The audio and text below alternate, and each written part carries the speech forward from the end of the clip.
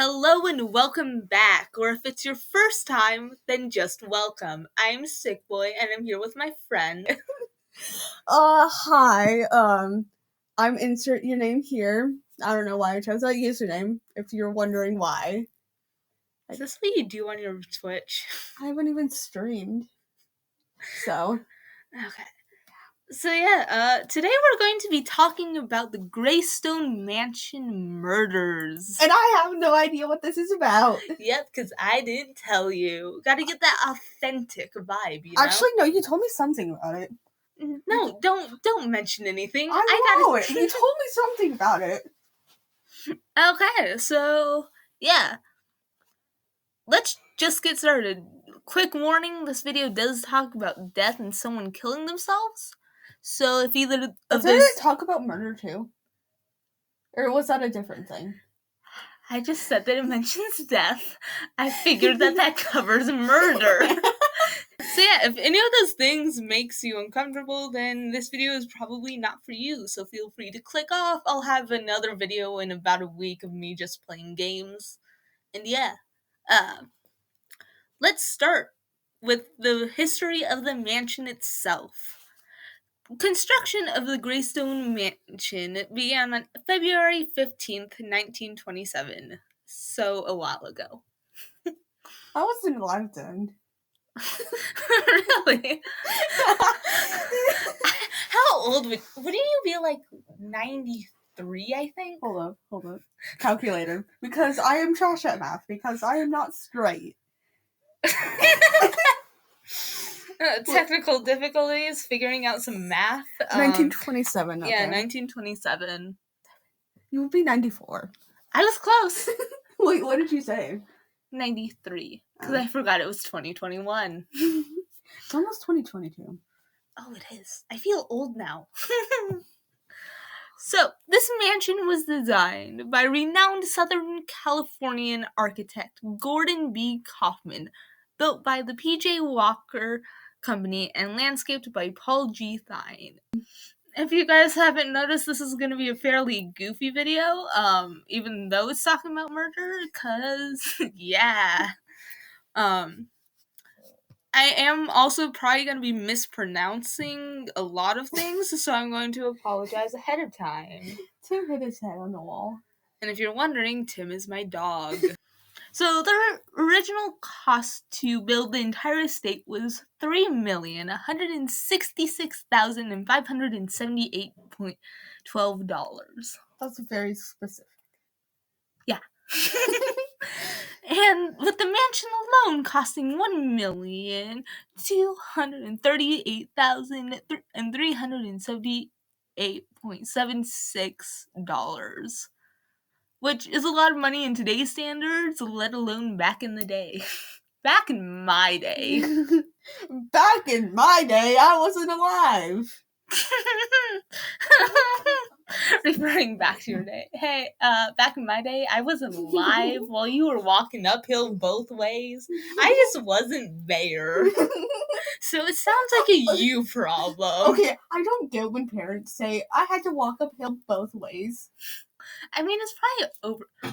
What I like to imagine is that, like, school is on this giant seesaw that once you go uphill to school, it slowly lowers itself down until the end of the day, and then they have to walk back home uphill again. And that's what I like to imagine.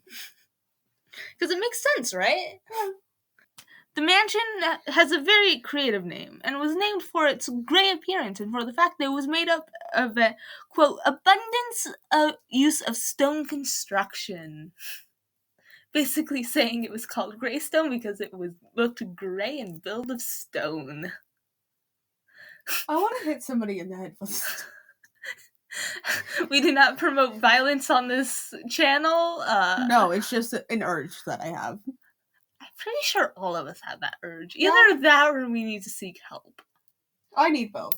It was located at 501 Dhoni Road, Beverly Hills, California, and the mansion was a popular venue for ceremonies and weddings attended by Hollywood's elites. Basically actors and actresses and all the fancy people. I'm not fancy. Could tell. So fanciness is arranged by heights and judging. I'm leaving. No, don't leave. I'm leaving, and I am taking your dog with you. No. Okay, fine. I'm leaving. Bye. Bye. It just walked out the door. I'm back. Was gone for less than 5 seconds and is now back. The building was built with steel and reinforced concrete, with the entire estate on 18.2 acres of land, with there being 46,054 square feet of living space in the mansion. With 55 livable rooms, the master suite alone included a sitting room, 2 bathrooms, and a massage room. The height of luxury. So, not important, but fun fact, there are 7 chimneys, each crafted and designed by a different artist. Why would you need 7? Oh, multiple fireplaces. Yeah, like 55 rooms. But the thing that gets me is, like, why have them all be like different artists? Yeah, it's practically a museum at that point. And here we have chimney created by A. Tist. Now on to the people that influenced this crime and had a big part of it, starting with one of the victims' father, Edward L. Dhoni. He was born in 1856 in Fond du Lac, Wisconsin, and his father was an Irish laborer that immigrated to the U.S. to escape from the Irish potato famine. So, Edward did odd jobs for 20 years, ranging from gunslinger, singing waiter, and mule driver. I want to be a gunslinger. That'd be cool. What even is a gunslinger? Someone that slings guns? What does that mean, though? Like, I actually don't know what that means, so. I don't know. You're the person supposed to be Googling things. I've done enough Googling. I'm Googling this. I don't know.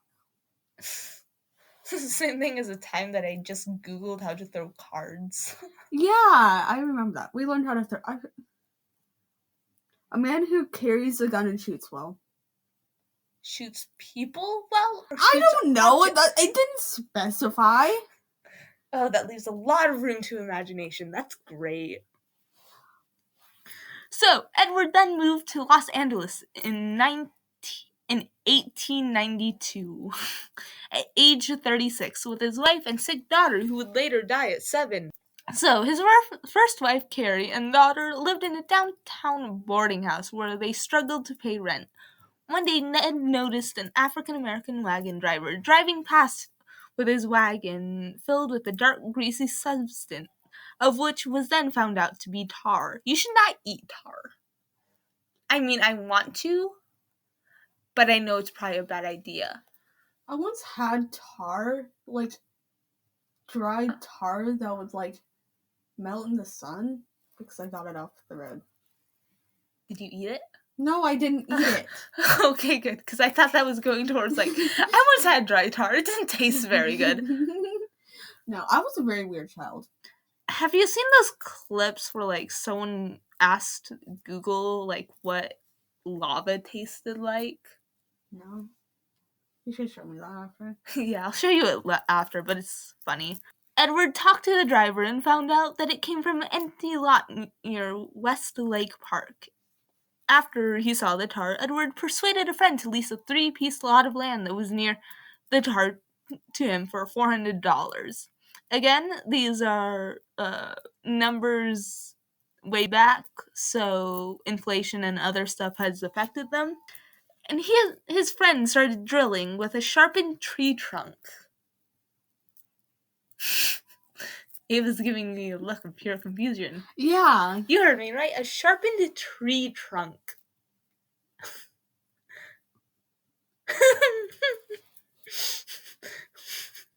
Okay. And in April of 1893, after drilling 200 feet down, again with a sharpened tree trunk, he struck oil.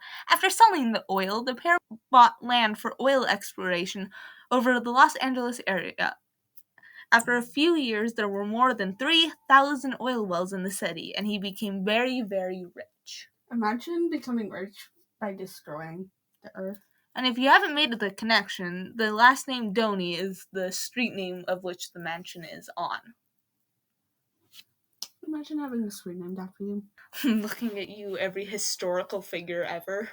In 1893, Edward Ned Dhoni Jr., his heir, was born in Los Angeles. So now on to his son, which we will be calling Ned because that is what he went by. Ned was the first son of Edward L Dhoni Jr., and his father and mother, Carrie Luella, divorced when he was 6. His mother then killed herself in 1901 after losing both Ned and his sister in a custody battle. Then Ned was raised by his stepmother, Carrie Estelle Dhoni. Estelle is such a pretty name, though. It is. So Ned graduated from Los Angeles High School in 1912 and then moved on to Stanford University for only 1 semester. After said semester, he then transferred to the University of Southern California, which seems like a bit of a downgrade because Stanford is like one of the elite schools, right? So like going from that to like a regular state school, like In June of 1913, he would marry the daughter of a vice president of the Santa Fe Railroad Company, Lucy Smith. They would then go on to have 5 children.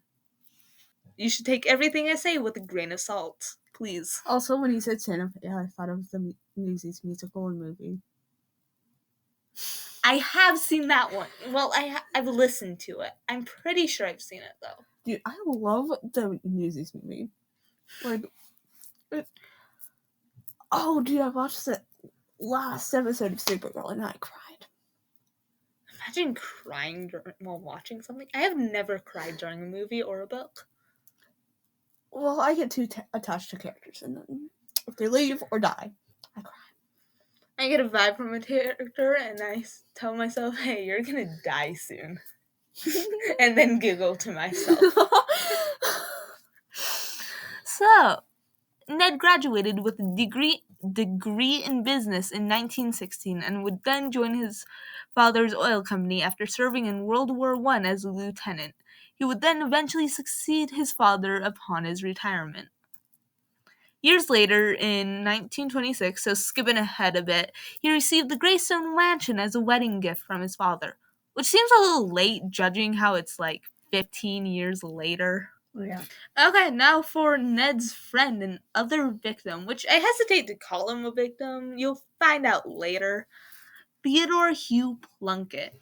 So, Plunkett was born in Illinois and then moved to Los Angeles in 1912. He worked as a mechanic at a service station owned by W.P. Smith, owner of the Santa Fe Railroad Company. When Ned married Smith's daughter in 1913, he was hired as the couple's chauffeur. Am I pronouncing that right? I don't know. Basically a fancy word for personal driver, which rich people, am I right? You'll probably make bank, though, from tips and stuff. Yeah. Although, he became Ned's close friend and personal secretary after serving in the U.S. Navy during World War I. And yeah, that's basically all the overview. And now for some context of the crime. Yay! Yay! Crime. I mean, I do my best to give you guys, like, legit information from legit sources. Did you use Wikipedia? No. Okay, good. I mean, like, it gets trashed upon, but, like, they're really uptight. And, like, it's a good place to start to get an overview, and then you can scroll down and look at their sources. Yeah. But don't use it as a legitimate source. Yeah, don't use it as your first and only source. Like, it's a good starting place. Kind of like how you just randomly Google a name and then go to, like, legit sources. And if anyone's asking, that is not what I did to start off this research process. So, in December of 1921, Plunkett went with Ned to deliver $100,000 to Albert Fall, who was the U.S. Secretary of the Interior. Was that in cash? Yeah. Why would you carry around $100,000? Just a suitcase of cash, man. Have you not seen the movies? I have seen the movies, but I've also seen the movies where robbers come in and go bang bang and steal the money. So then in 1924, there was a U.S. Senate investigation where delivery of the money was exposed as an assumed bribe, not bride. I read that as bride too. Yeah, it's nighttime if you can't guess. And also, I By don't have my Ned's glasses on. father. I also don't have my glasses on, so I can't really read. Yeah, well, I do. So what does that say about me? Your eyesight is trash. It really is. If anyone's wondering, we both wear glasses. Yeah. Yours is way worse than Oh, mine. yeah. This scandal, later known as the Teapot Dome scandal, haunted Plunkett for the rest of his life, which was cut short. Plunkett then divorced his wife and started suffering moments of mental instability. That's me on a day-to-day basis. Big mood. Now on to the crime, TM. I cry a lot. It's free therapy. I said crime, not the I thought you said crying. So, Plunkett was supposed to testify on the ongoing investigations in 1929, but on February 16th, both Ned and Plunkett were found dead in the Greystone Mansion. Both had been shot in the head and found lying on the floor. Recently elected District Attorney Burton Fitz promised a full investigation. The case exploded and received a brief flurry of press, and then absolutely nothing happened. So the official line, as Los Angeles Times put it, to describe this whole thing, was, quote, Plunkett went mad, shot Dhoni and then himself. So there was no real investigation from what I read. There was some coverage from newspapers, and that was just about it. LA Times put it as, quote, indeed, coverage of the case dropped off decidedly. That many historians say was the power of Dhoni family back then, which was basically saying the family had so much power and wealth that they covered it up. And nobody cared. Yeah, and they did so successfully. And back then, you could quite literally get away with murder. And yeah, that was it. The Greystone Mansion Murders. If I've missed anything or if there's any questions that you guys have, make sure to leave it down in the comments below. If you guys like this video, I'll probably have my friend on more often.